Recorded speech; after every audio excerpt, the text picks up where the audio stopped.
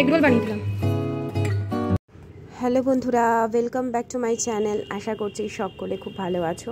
ঘড়িতে দেখো এখন বাজে সকাল 8:45, সরি এটা হচ্ছে 8:30 বাজে এখন। আমার ঘড়ি 15 মিনিট ফাস্ট থাকে, বিশেষ করে এই ঘরেরটা। আর আমার যে বেডরুম সেই ঘরটা 10 মিনিট ফাস্ট থাকে। আয়ুষ্মানের স্কুলের টাইমিংটা অ্যাডজাস্ট করে আমি একটু ফাস্ট করে রাখলে আমার ওই টিফিন বানানো বা ওকে তোলা এই ব্যাপারটার মধ্যে আমার একটা টাইম ঠিক করা থাকে। তো আমার মনে হয় মোটামুটি সবার বেশিরভাগ এরকম সময়, বিশেষ করে যখন বাচ্চাদের স্কুলের টাইমিংয়ে আমরা একটু আমাদের ঘড়িগুলোকে ফাস্ট রাখি। তবে হ্যাঁ, একটা ঘড়ি অন্তত, ধরো হাত ঘড়ি বা একটা ঘড়ি অন্তত আমাদের কিন্তু ঠিক টাইম রাখা উচিত। তো মোবাইল তো তার জন্য আছেই। যাই হোক, আমি ঘর ঝাড় দিয়ে দিচ্ছি, কারণ আমাদের যে দিদি ঘর মুছে যান তিনি এখনও আসেননি। তো আমি তাড়াতাড়ি স্নান পুজোটা সারবো। আয়ুষ্মান আজকে একটু সময় নিয়ে ঘুমোচ্ছে, কারণ পরপর এক্সাম হয়েছিল, তো ওর ঘুম একেবারেই হয়নি কয়েকদিন ধরে। ভীষণ স্ট্রেস ওর মধ্যে দিয়ে যাচ্ছে, ওরও চোখের তলায় কালি পড়ে গেছে। তারপরে মন মেজাজও সারাক্ষণ খিটখিট করে, বলে কখন যে পরীক্ষাটা শেষ হবে। তোকে এই বলেই ভোলাই, বাবু আর কয়েকটা, আর 2টো পরীক্ষা, এরকম বলে ওকে মানে মনটা ভোলাই। যাই হোক, আমাদেরও একটা টাইম এরকম গেছে। তো তাড়াতাড়ি স্নান সেরে আমি ছাদে চলে এসেছি পুজো করতে, মানে ঠাকুরের বাসনপত্র ধুতে। সকাল সকাল যখন হয় আমি এইখানে এসে ধুয়ে ফেলি। আর যখন আমায় সাবান দিয়ে মাজতে হবে, বিশেষ করে বেশ অনেক বাসনপত্র থাকে, তখন আমি ছাদেই আসি। তো দেখো এখানে ভালোভাবে আমি ঠাকুরের বাসনপত্র মেজে, আর যেহেতু এখনও 9টাও বাজেনি, ছাদে তো অনেকটা টাইমে ঠাকুরের বাসনটা মাজতে সময় লাগে। আমার রোদটাও কিছুক্ষণ গায়ে লাগে। 9টার মধ্যে রোদটা বলে গায়ে লাগানো খুব ভালো, বিশেষ করে যাদের ভিটামিন ডি এর অভাব, ঘাটতি। আমার তো D3 ঘাটতি প্রচণ্ডই শরীরে। যাই হোক, পুজো দিতে বসেছি।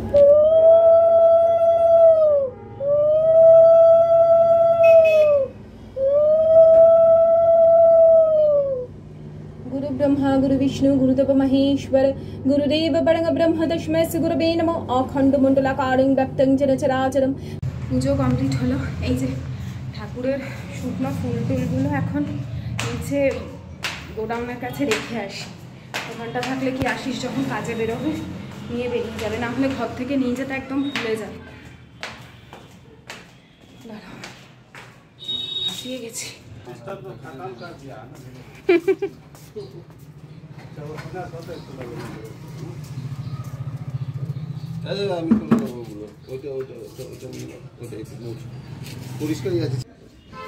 আমাদের গোডাউনটা একটু দেখিয়ে দিই তোমাদের, দেখি এখানে কি কি আছে। এমনিতে তো কিছু দেয় না। এটা আমার ছিল, দেখো এটা।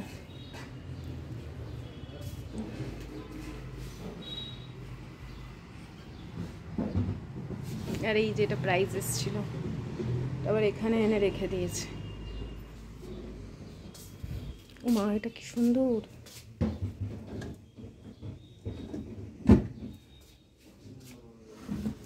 বেশ কাজের না এটা? বাবা গো বাবা, দরকার নেই আমার হাত দেবার, কিছু নেই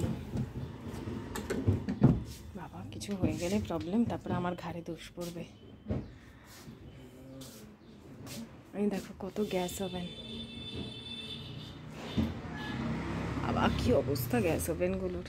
পরিষ্কার করতো না মনে হয় যারা নিয়েছিল। দেখো সাইডে পুরো তেলচিটা জং পড়ে গেছে। রান্না করে বাবা। এই দেখো আমার ছেলের সাইকেল। পরীক্ষাটাই শেষ হচ্ছে না যে আমার ছেলেটা একটু সাইকেল নিয়ে বেরোবে। এটা এখন যাবে ভাড়া।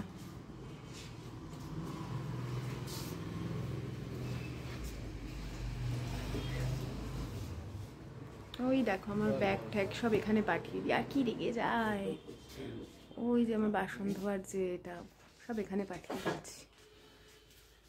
আর এই যে আমার ইন্ডাকশনটা যেটা খারাপ হয়ে গেছে। এটা কি গো,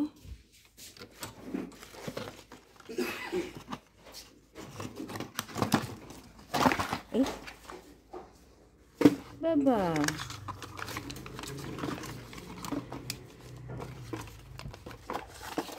নিয়ে যাবো।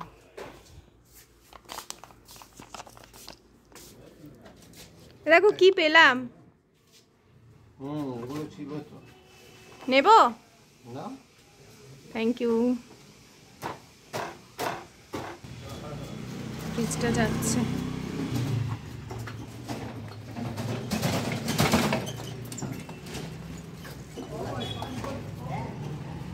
আজকে সানডে পেয়ে 10টা বাজে। দেখো কদিন এমন ধামাকা পড়াশোনা হয়েছে যে আজকে আর 10টার আগে উঠতেই পারছে না। উঠে পড়ো বাবা, উঠে মুখ টুক ধুয়ে দিদা নুচ করছে। লুচি খাবে আমার বাবা। কালকে কি কান্না এসে, লুচি করনি কেন? রাত্রিরে এই শুরু হলো। বাবা গলা ব্যথা আছে? ওঠো ওঠো ওঠো, আসবে না, ওঠো। আজ তোমাদের সাথে আমি একটা দারুণ জিনিস শেয়ার করব। অনেক দিন ধরেই আমাকে বলেছিলে যে মালাই যে জমাই সেখান থেকে আমি ঘি কিভাবে বার করি। তো আজ তোমাদের সাথে ইন ডিটেল সেটা শেয়ার করব। খুব সহজে, আজ নয় বহু বছর ধরে যখন আমি মানে দুধ যে কোনো দুধ, সেটা আমুল গোল্ড হোক বা যে কোনো গরুর দুধ হোক, আমি দুধের সরটা একটু হলেও একটা বাটি করে রেখে দিই। একটু একটু করেই বেশ অনেকটা ডিপ ফ্রিজে যদি রেখে দেওয়া যায়, অনেক মাস ওই মালাই ভালো থাকে। ওই মালাইগুলোই কিন্তু ক্রিম হিসেবে আবার রান্নায় ব্যবহার করা যায়। তো আমি অনেক দিন ধরে বেশ অনেকটা, প্রায় 1 বাটি মতন মালাই জমিয়ে রেখে দিয়েছিলাম ডিপ ফ্রিজে। সেখান থেকেই আজকে ঘি বানিয়ে তোমাদের শেয়ার করব। ঘরে বানানো যে কোনো জিনিসের কদরই আলাদা। এখানে আজকে দুপুরে রান্না হয়েছিল সজনে ডাঁটা, আলু, সর্ষে পোস্ত দিয়ে তরকারি আর লাউ চিংড়ি। এই খাবারগুলো এখন ওদের ঘরে দিতে যাব। এই বাটি করে দিদিভাই মনে হয় কিছু দিয়েছিল, আমার ঠিক খেয়াল নেই। বাটিগুলো ওদের আর কি। তো যখন আমার ঘরে কিছু হয় আমি দিয়ে আসি বাটি থাকলে, আবার আমার বাটি ওদের কাছে থাকলে ওরা আবার সেই বাটিগুলোতে কিছু খাবার করে পাঠিয়ে দেয়। এই যে 12:30টায় টাইম কলে যে জল আসে, এই জলটা কিন্তু আমাদের খাওয়ার জল। কিন্তু এই যে বাইরের কেনা জল খেয়ে খেয়ে এমন অভ্যেস হয়ে গেছে আমার, এই গার্ডেন রিচের জল খেলেও আমার মনে হয় যেন পেটে ব্যথা করবে এরকম। তো এই জলটা আমি রান্নার কাজে এখন ব্যবহার করি। আজ সকাল থেকে ভিডিও করতে করতে এখন হয়ে গেছে সন্ধে, প্রায় 6টা বাজতে যায়, 6টা বাজেনি। 5:30টার সময় না, 5টায় উঠলাম। একটু ঘুম দুপুরবেলা যেরকম ভাত ঘুম দিই সেরকম দিলাম। আয়ুষ্মান পড়তে বেরিয়ে যাওয়ার পর আয়ুষ্মান খাওয়া দাওয়া করে পড়তে বেরিয়ে গেল 2টোর সময়। ওর আজকে 2টো থেকে পড়া ছিল, 2টোর সময় পড়তে গেল। তারপরে আমরা লাঞ্চ করে সোজা আমি আর মা ঘুমিয়ে পড়েছিলাম। আর আজকে আমি বাটার মানে ঘি বানাবো। ঘি ওই মালাই থেকে কিভাবে ঘি বানাই সেটা তোমাদের সাথে শেয়ার করব। আমি না মানে বেশ সকালের দিকেই, সকাল না ওই দুপুরের দিকে খাওয়া দাওয়ার পরে মাখনটা বার করে রেখেছিলাম। মাখন মানে যে দুধ জমিয়ে আমি মালাইটা রাখি আর কি টিফিন বক্সে, সেটা বের করে রেখেছি। আবার নর্মাল টেম্পারেচারে তোমাকে জিনিসটা আনতে হবে। এবারে তার মধ্যে আবার আরেকটা জিনিসও লাগে, সেটা হচ্ছে একদম চিল্ড ওয়াটার লাগে। যখন থেকে আমি মানে সংসার কি বুঝতে শিখেছি, যখন বুঝতে শিখেছি যে বিয়ের পরে একটা মেয়ের কাছে নিজের জায়গা, মানে নিজের জায়গাটা হচ্ছে তার স্বামীর জায়গা, মানে তার স্বামী যেখানে থাকবে বা তার স্বামীর ঘরটা, সেটাই মনে হয় বিয়ের পরে একটা মেয়ের নিজের বাড়ি। তার কারণ হ্যাঁ, অনেকেই বলবে কেন নিজের তৈরি বাড়িটাই নিজের বাড়ি, সেটা তো একদমই ঠিক। কিন্তু আমি কিছু ক্ষেত্রের কথা বলছি, আশা করি তোমরা বুঝতেই পারবে। তো তখন থেকে সব সময় চাইতাম আমার সংসারটা যেন লক্ষ্মীশ্রী থাকে। লক্ষ্মীশ্রী বলতে চাইতাম আমার সংসারে যেন কোনো কিছু কমতি না হয়, যেটা শেষ হয়ে যাচ্ছে সেটা যেন মানে শেষ হওয়ার আগেই যেন আমি ভরিয়ে রাখতে পারি। তখন হয়তো সেরকম রোজগারপাতিও নেই, তবুও ছোট ছোট ছোট ছোট করে আমি ঘরে কিছু কিছু করে রাখতাম। আমার ঘরে যখন কেউ কিছু চাইতে আসবে, সেটা যদি একটু গোলমরিচের গুঁড়োও হয়, তাহলেও যেন তাকে খালি হাতে ফিরে না যেতে হয়। হ্যাঁ, সেই জন্যই আজকে আমি অনেক কাজকর্ম শিখে গেছি। তার জন্য হয়তো আমাকে একটু অনেক ধরনের কথার সম্মুখীন হতে হয়েছে, অনেক কথা শুনতে হয়েছে বিভিন্ন ক্ষেত্রে। সেটা আমার নরম আচরণের জন্যই হোক বা বিভিন্ন কারণেই হোক, শুনতে হয়েছে। কিন্তু কি বলতো, নিজের কাছে দিনের শেষে আমি একটা জায়গায় সন্তুষ্ট আছি বা স্যাটিসফ্যাকশন আমার আছে যে অন্তত আমি ঈশ্বরের কাছে কোনো রকম অপরাধ করে নেই। এইটুকু স্যাটিসফ্যাকশন আমার মধ্যে আছে যে আমি সব সময় ভালো যেটা হয় বা যার জন্য সবার ভালো হয় সেইটাই চেষ্টা করেছি। হ্যাঁ, আমার সেই ভালো জিনিসটা হয়তো অনেকে গ্রহণ করতে পারেনি বিভিন্ন কারণে।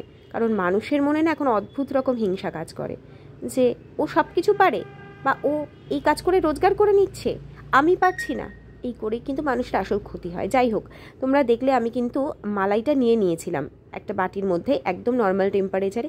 তারপর আমার হ্যান্ড বিটার দিয়ে এটাকে বেশি না, মিনিট 5 বিট করেছি, তারপর জল দিতেই পুরো মাখনটা উঠে এসছে। এইটা হচ্ছে মাখন, আর এই প্রসেসটা করতেই হয়। এই মাখনটা তুমি চাইলে একটা বাটির মধ্যে স্টোর করে ভালোভাবে আরও 2-1 বার ধুয়ে নিতে পারো, দরকার পড়লে মাখনটা আরও 2-1 বার ধুয়ে নিতে পারো যদি স্টোর করতে চাও। এবং এই যতবারই ধোও না কেন এই পিওর মাখনটা কিন্তু উঠে আসবে।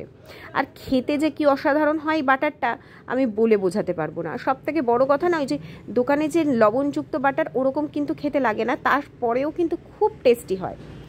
যাদের বিটার নেই তাদের জন্য বলবো তোমরা অল্প অল্প করে, খুব সহজ পদ্ধতিতে বলছি, অল্প অল্প করে মিক্সির জার নেবে, তার মধ্যে অল্প করে বাটার নেবে, নিয়ে আগে ঘুরিয়ে নেবে না, ঠান্ডা জল দেবে, একদম চিল্ড ওয়াটার দেবে, দিয়ে একটু ঘোরাবে, দেখবে ওপর দিয়ে বাটারটা উঠে আসবে। আবার জলটা ফেলবে, আবার মিক্সির জারের মধ্যে আবার অল্প নেবে, তার মধ্যে ঠান্ডা জল দেবে বেশ কিছুটা পরিমাণে, ঘোরাবে, দেখবে আবার বাটার উঠে আসছে। একবারে করতে যাবে না, তাহলে কিন্তু পুরো ঘেটে যাবে। আর না হলে সব থেকে ইজি পদ্ধতি, একটা ডাল ঘুটনি নিয়ে ভালো করে ঘুটিয়ে নিয়ে জল ঢাললেই বাটার উঠে আসবে। সেটা অবশ্য একটু সময় সাপেক্ষ এবং হাতের একটু আর কি কসরত হয়ে যায় বেশি। সব থেকে মানে প্রয়োজনীয় জিনিস হচ্ছে এই হ্যান্ড বিটারটা। এটা যে কী কাজের একটা জিনিস, এটা যে কিনবে সে বুঝবে, বিশেষ করে এই ধরনের ঘরের কাজ যারা, বা এই ধরনের জিনিসপত্র বানাতে এক্সপেরিমেন্ট করতে যারা ভালোবাসো। হ্যাঁ, তো যা বলছিলাম, এরপরে আমি একটা মোটা বটমওয়ালা পাত্র নিয়ে তার মধ্যে এটাকে অল্প আঁচে বসিয়ে দিয়েছিলাম। আর দেখো বেশ আস্তে আস্তে তার কালার কীরকমভাবে চেঞ্জ হতে থাকলো। প্রথমে দুধ সাদা, তারপরে ক্রিমের মতন, তারপরে আস্তে আস্তে জমাট, দানাদার একটা জমাট বাঁধছে। ঠিক দেশি ঘিয়ের যে কালারটা হয় না দানা দানা, এখানে ঠিক সেরকম। কিন্তু আমরা যে ঘিটা খাই একটু ব্রাউনিশ ঘি, সেই ঘিটা করতে গেলে আরও বেশ কিছুক্ষণ তোমাকে বসিয়ে রাখতে হবে। চাইলে এই সময় লেবু পাতা দিতে পারো একটা আলাদা মানে সেন্টের জন্য, কিন্তু আমার মনে হয় ঘিয়ের যে একটা গন্ধ সেটা লেবু পাতাতে, বিশেষ করে এই বাড়ির ঘরোয়া ঘিতে। তো দেখো ঘি কিন্তু আস্তে আস্তে ছাড়তে শুরু করেছে। আর এই সময় খুব কিন্তু ঝটপট মানে তোমাকে চালাতে হবে, না হলেই কিন্তু এই দানাগুলো পুড়তে শুরু করবে, ঘিয়ের টেস্ট নষ্ট হয়ে যাবে। তো এই সময় একটু সামনে দাঁড়িয়ে ভালো করে এটাকে ক্রমাগত চালাতে হবে। আশা করি এই যে প্রসেসটা তোমাদের দেখালাম বা যে প্রসেসগুলো বললাম তোমাদের খুব কাজে লাগবে। আজ থেকেই বাটি করে মালাই জমাতে শুরু করো, আর নিজের হাতে ঘি বানিয়ে ঘরের সবাইকে গরম ভাতের সাথে খাইয়ে দেখো, তো প্রত্যেকে খুশি হয়ে যাবে। তো এই ছিল আমার আজকে তোমাদের সাথে যে রেসিপিটা শেয়ার করার। এখনও বাকি আছে। আমি যখন এই ঘিটা বানাচ্ছি তখন হচ্ছে সন্ধে মোটামুটি 6টা, কারণ অনেকক্ষণ ওই দুপুরবেলা আমি বার করে রেখেছিলাম, তো না বানিয়ে নিলে আবার যদি মালাইটা নষ্ট হয়ে যায়। এরপরে আয়ুষ্মানকে আমায় টিফিন বানিয়ে পাঠাতে হবে। আয়ুষ্মান দুপুর 2টোর সময় পড়তে গেছে, ফিরবে সেই রাত্রি 10টা। ভাত খেয়েই ও বেরিয়ে গেছিলো। যেহেতু আর একটা পরীক্ষা, ওর ম্যাম কোনো রকম ফাঁকি, মানে ওদের আর ফাঁকির জায়গা দেবে না। আর তোমরা অনেকেই বলো যে ম্যাম কত ভালো, যে মানে পুরো পরীক্ষার সময় পড়ায়। হ্যাঁ, ওর যে সাবজেক্ট সেটাতে ও কাউকে ভরসা করে না, বলে তোমরা পারবে না ওদেরকে রেডি করাতে, আর ও যতক্ষণ না পড়া ধরবে আগের দিন ওর শান্তি হবে না। তো সেই হিসেবে ও সমস্ত ওদেরকে যত্ন করা, ওদের মানে তার স্টুডেন্টদের খাওয়ানো দাওয়ানো, ওরও সেই দায়িত্বটা থাকে। আবার আমরাও কিছু কিছু খাবার অবশ্যই মানে বানিয়ে পাঠিয়ে দিই। তো এখানে দেখো আমি আয়ুষ্মানের জন্য এগ রোল বানিয়ে পাঠিয়ে দেবো, কারণ বাইরের খাবার তো পরীক্ষার সময় কোনো রকমভাবে, এমনিও আমি বাইরের খাবার খুব একটা ওকে দিতে চাই না। এখন তো বড় হয়ে গেছে, বায়না করে, আর সব সময় মনে হয় যে নিজের ইচ্ছে মতন ওর ঘাড়ে না চাপিয়ে দেওয়াটাই ভালো।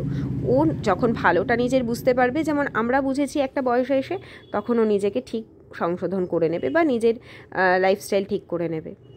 তো এই দেখো এখানে আগে আয়ুষ্মানকে দেব, আর মাকেও একটা এগরোল বানিয়ে খাওয়াবো, কারণ আমার মা খেতেও খুব ভালোবাসে। আমি আর নেবো না, আর আশিস তো অফিসের কাজে ভীষণই ব্যস্ত, ও খালি আসবে আয়ুষ্মানের টিফিনটা যাতে চট করেও দিয়ে আসতে পারে, কারণ আমাকে দিতে যেতে গেলে আবার তো সেই রিক্সা করে নিয়ে অনেকটাই যেতে হবে আর কি।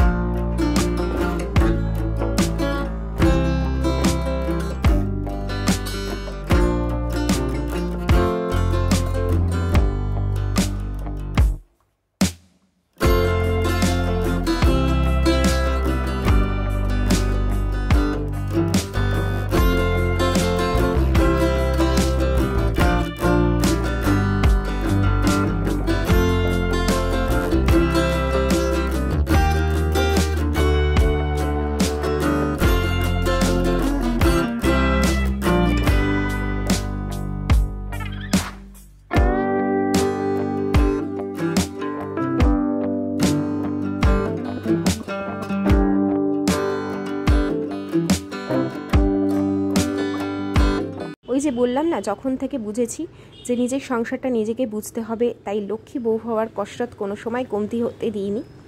তো আমার যে মানে মেট্রো ক্যাশ অ্যান্ড ক্যারিতে অনেক দিন যাওয়া হয়নি, তোমরা হয়তো খেয়াল করেছো, প্রায় 2 মাস হতে চললো। ঘিটা ওখান থেকেই আনি, তাতে একটু সাশ্রয় হয়। 500 গ্রাম মতন মটন ঘি আমি ওখান থেকে নিয়ে আসি। তো সেই ঘি তো একেবারেই বাড়ন্ত, সেই জন্যই আরও যখন দেখলাম আর 1 চামচ মতন নিচের কৌটোতে পড়ে আছে, আমি সঙ্গে সঙ্গে মালাইটা বের করে, আর দেখো প্রায় 250 মতন ঘি কিন্তু এখানে আমি বানিয়ে নিলাম। কতটা পরিমাণে ঘি হয়েছে ওই 1 বাটি মালাই থেকে, একদম পিওর গাওয়া ঘি, এর মধ্যে কোনো ভেজাল নেই, এইটুকু তো আমি নিশ্চিত। তো নির্দ্বিধায় কিন্তু এই ঘি খাওয়া যায়। আর একটা কথা তোমাদের আমি হলফ করে বলতে পারি, এই রিফাইন্ড অয়েল খাওয়ার থেকে তোমরা যদি 1 চামচ ঘি প্রত্যেক দিন ভাতে খাও বা বাচ্চাদের দাও, কোনো রকম বলবো যে আলাদা করে ক্ষতি হবে না, ভালো ছাড়া ক্ষতি হবে না, এইটুকু বলতে পারি। তো এই যে দানা দানা যেটা থাকে, এটাকে ভুলেও কিছু করতে যেও না, কারণ এগুলো একদমই ভালো নয়, ইমপিওরিটিস যেটাকে বলে আর কি।